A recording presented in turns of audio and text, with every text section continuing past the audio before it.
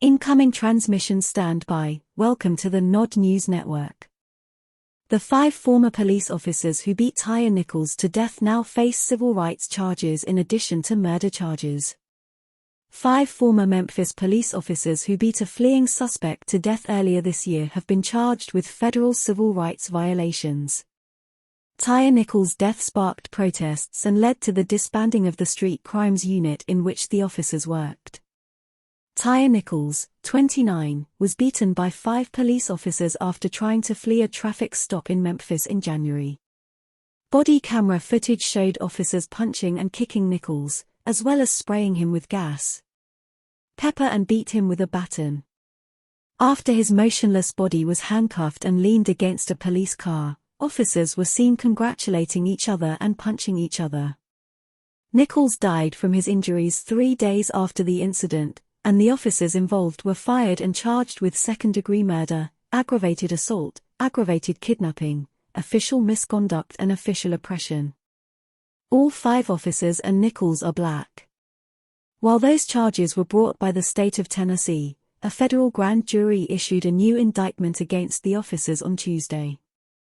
Tadarius Bean, Demetrius Haley, Emmett Martin III, Desmond Mills Jr. and Justin Smith were each charged with violating Nichols' right not to use unreasonable force, violating his right not to be indifferent to his injuries, attempting to cover up the unlawful use of force, and obstruction of justice.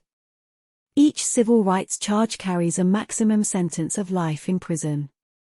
The whole country watched in horror as Tyre Nichols was kicked, punched, beaten and pepper-sprayed, and we all heard Mr. Nichols scream for his mother and say, "I'm just trying to get home," said Attorney General Merrick Garland.